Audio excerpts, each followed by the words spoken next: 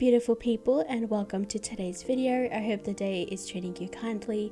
If you're new here, my name is LatteFaerie, and well, today we're in for a long one. So I've been wanting to make a sunken waterfall or like a sunken anything on my island for quite a while now, and today is finally the day. So I have this little space over here that I'm quickly showing you, and we're just gonna drop right into it because, like I mentioned, this is a long video. I tried my best to cut it down as much as I could, but I wanted you guys to be able to see the whole process, or at least most of it. So with that in mind, I've already built up all the cliffs, or at least majority of it, off camera, and now I'm just beginning to waterscape and make all the pretty waterfalls. I have a general idea of what I wanted to do, but most of it was sort of on the fly. I knew that I wanted there to be a mini island around the two statues that I have, and just a bunch of cascading waterfalls is really all I wanted. So I'm just slowly working on that. I did want there to be like a couple of floating islands, but there's not really floating islands, but it kind of has that impression. So anyways, let me explain the thought process that I had behind this build. So the sunken waterfall is going to be part of a big project that I'm going to be working on for my island. I wanted there to be a castle ruins type of situation going on my island, and that's going to be taking up pretty much the central part of the island behind resident services. So this is going to be a big part of that build. I really wanted a part of this like ruined castle to have an area that was mostly preserved, and so I decided that this would be that area. I wanted there to look like as if this used to be either like a shrine or a really fancy looking garden, and it's just been preserved over the years and hasn't worn away like the rest of the building. So then with that theory, the ground level would have been the ground level, and then the first tier cliff would have been like the main floor of the castle, and the next tier up would have been like a balcony kind of situation. So I wanted there to look like as if the cliff in front of it was overlooking the sunken waterfall area, as if this used to be a garden that you could look into from the inside of the building. The cliffs that are in front of this build will eventually get turned into the castle that I've been talking about. That will obviously be in a different video because that's a whole other thing to tackle. And pretty much all of the area that is in front, so the cliffs in front of the sunken waterfalls and everything to the left side of this build too, will be turned into that, because I feel like it's not really a simple one-off build. So it's that's going to be a project that I will be working on at some point in the future. So now that we're semi caught up with what my thought process is behind this, I'll explain what I'm doing. So I wanted there to be a large island for the Valiant statues, and I had them facing each other because I just think it looks so pretty, and I see so many elegant core islands do this, and so I really wanted there to be a little bit of that on my island, because I've just accepted Opal is just going to be a mismatch of different themes, and I'm just praying that it fits in and works well together.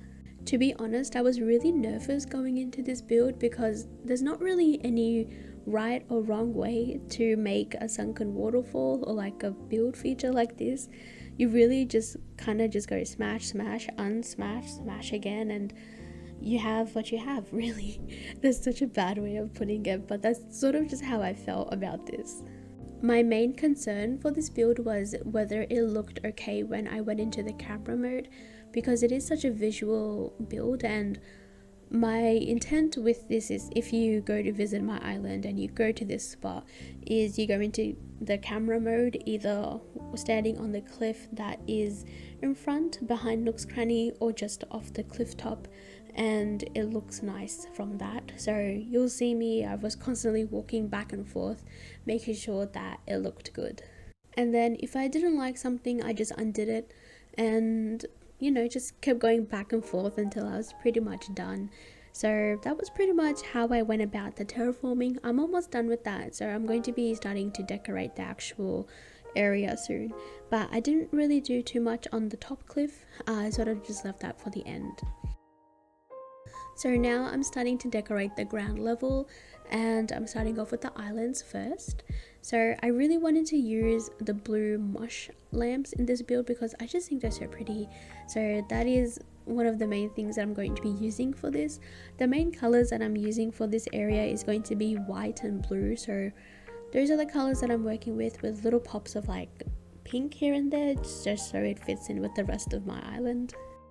The throwback gothic mirrors kind of reminded me of a gravestone, so I wanted to use that in this build, mostly because I just thought it fit in pretty well, and it is a unique item that I don't really see a lot of people use.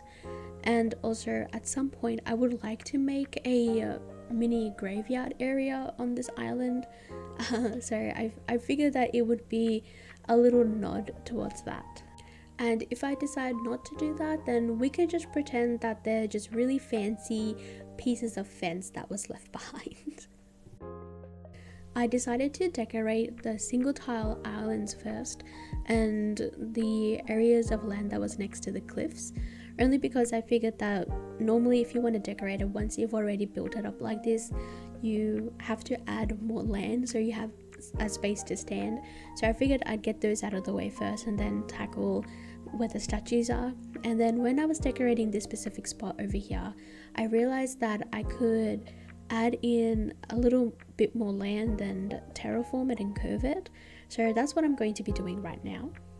Mainly because I didn't like the way that the mirrors were pretty much on the same grid, and I wanted there to be a little bit of a difference in the placement of it, so that's why I went about it the way that I did.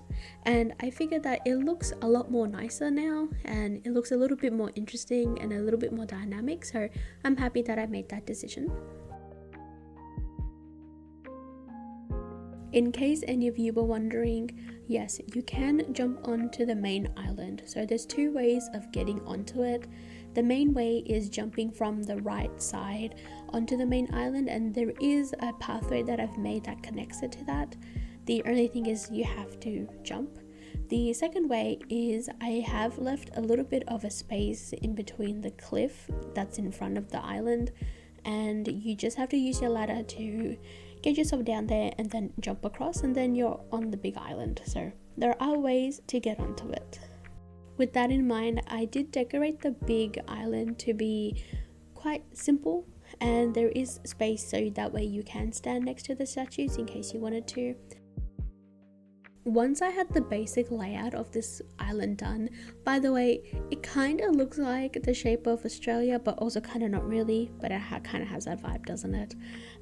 I realized that I could fit in another like single tile island if I made it smaller, so that's what I decided to do.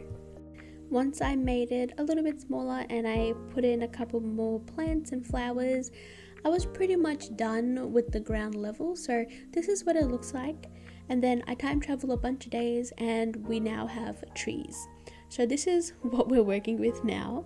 All of the shrubs have grown in and I planted a bunch of trees.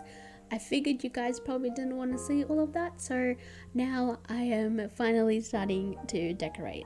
As I was decorating some of the areas, especially these sort of really tiny spots, I had to undo some of the terraforming and redo them. And then when I was working on some of the other areas too, I think I ended up changing up some of the waterscaping as well, so you're going to see all of that. I also decided to go ahead and put down all of the mush lamps first, just to get them out of the way, because they are the main visual point for this build, so I wanted to make sure that you could see them all and make sure they were all in a good position, and then after that I just kept decorating. Also for this cliff on the very top, I just kept it very simple. Later on I just spammed a bunch of weeds and added in some stone fencing just to make it look like it was part of the build, but most likely it's just going to become a mini extension of the enchanted forest that I'll be making later.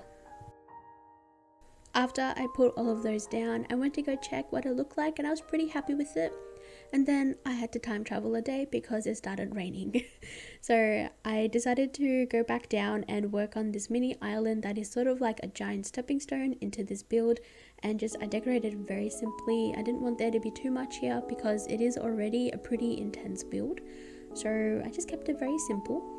I say as I pull out the frozen archway, but I did actually try to use that throughout the whole build. I really wanted to use some more of the frozen items because I have used that near the front of this build and near resident services, but I was just having a really hard time making it work and have it fit in with this area of the build, so I just ended up leaving it alone. Maybe hopefully I can use it at some other point. But in this area I wanted it to look really overgrown. As you saw, I have spammed a whole bunch of weeds on top of that cliff. My goal is to have those weeds grow in completely and have it be like in full bloom and have those really tall weeds. I hope that I can get them to that level by the time I upload my Dream address. Here I decided that I didn't like having the shrub in between the two waterfalls, so I changed it to a flower just so they would be a little bit more blue. And as you can see, at the time I didn't realize that I messed up my waterscaping, so I had to go back and fix that up, which I'm about to do. And I was a little bit upset with that, so as you can see I'm fixing it up now, but I feel like it was worth it. And look at me realize that you can turn the mushrooms on and off. Honestly speaking, I didn't actually realize you could do that. Like, I knew it, but I never accidentally done it. And so that was the first time I realized you could do that. I made so many trips going back and forth from my house to this build, and on one of the trips I realized that I had the wind turbines in my house inventory, so I decided to try to use them for this build. And I'm actually pretty happy that I decided to use them because it added a little bit of interest to this back portion, and you can actually see it from the front of the build, so I was happy that I decided to use them. After spamming a whole bunch of design codes on the ground, I'm decorating the really forested areas. So here I'm using the frozen partition, and I really wanted to use this as well as the other frozen items, but I just felt like it kind of took away from the main focal point of this build, which is the statues. So I decided not to keep them in the end and keep them more towards the front of the build. It also looked a little bit out of place, and after I came to that conclusion, I'm just decorating this front area now. I wanted there to be a river that connected, but I had a tree in the way and it just wouldn't work, so I just left it the way that it was. It looks a little bit odd if you look at it too closely, but we can just pretend that it connects to the river, okay? I spammed a whole bunch of weeds in this area too, even though I'm pretty sure I went back in later and took some of them out and replaced it with design codes, but I wanted the weeds to help me achieve that overgrown look that I was going for, and majority of the island doesn't have any weeds, so I figured that it would help me achieve that if I just spam them all in this area. I realized that I wasn't adding in any flowers, and I did want there to be quite a few flowers in this area, so I just went to near my house and picked up more flowers and more stuff to decorate with. I also just realized, I don't think I mentioned why I decided to use the frozen items for my castle ruins.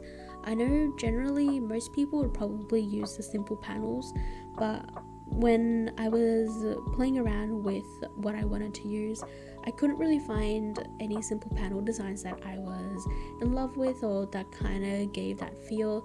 And at one point I did want this island to be sort of a winter wonderland, and the frozen partition kind of reminded me of a brick wall, as you can see over here, and so I just ran with that, and now we're here. I really wanted a couple more trees in this front area, but obviously the space is way too small to add in a tree, and I didn't want to tear down this circle cliff because that is an area where you can climb up and overview the whole build, and it looks really magical from that spot. So I just added in a couple of potted plants. I've seen a lot of people use, or not a lot of, I've seen some people use the cypress plants, I think is what they're called. It's the one that looks like a little tree. and I've seen people make little forests out of them, and I kind of want to do that maybe at some point. We'll see. Also, I should mention that I did a bit of a dumb thing when I was making the circle cliff, like I mentioned. So you can climb up that to see the whole build and the overview of it, but you can't access it from the front where you're supposed to. You have to go behind Nook's Cranny and climb up from the back of it. So it is a little bit annoying, and I was contemplating moving the potted plants around, but I really like the way that it looked, so we just have to make that little detour if you want to view the whole build. But I might have to go back in the future and readjust the plants around there, because I feel like it's a bit silly to have to go all the way around Nook's Cranny. But that's something that future me can deal with, not present me. Future me will deal with that. Anyways, I'm decorating this front portion over here. I do kind of wish that I had used more stones and stone pathing, but I'm pretty happy with the way that it looks. It is a little bit more natural. I figured maybe that this is an area that leads to like outside the castle and something along the lines of that, so I just decorated it very simply. I didn't want there to be like a lot of stuff going on, but I did want it to be quite full, and I made sure that I covered every single surface in this circle cliff, or no, it's not really circle, this sort of wrapping around cliff, because I did not want anything spawning up here. I thought it was really cute that you can come to this area and sit on the bench and look out over the Sunken Waterfalls. It just looks really pretty, and I'm pretty happy with the way that came out. Now we're going to be working on the last part of this video before we are done with this build, and it is this little section that's across from the river on the other side. And on this area I wanted it to be full. I did also want to kind of seclude it from the rest of the build, and I just wanted to make it a little bit more whimsical. I figured that this little space over here was perfect to put in a wishing well. Is that what it's called? Or the brick well. I wanted to put that in there. I figured that it was a really good space for that, and then I just put in a bunch of flowers and weeds and just decorated it a little bit. My plan is that once I build in the cliff around it, that it's going to be a little secluded area that you can kind of jump to and explore, but it's a little bit hidden away. After this, I time traveled a couple of days to get those weeds grown in as much as I could, and that was it for this build. So I hope you all enjoyed the next couple of shots.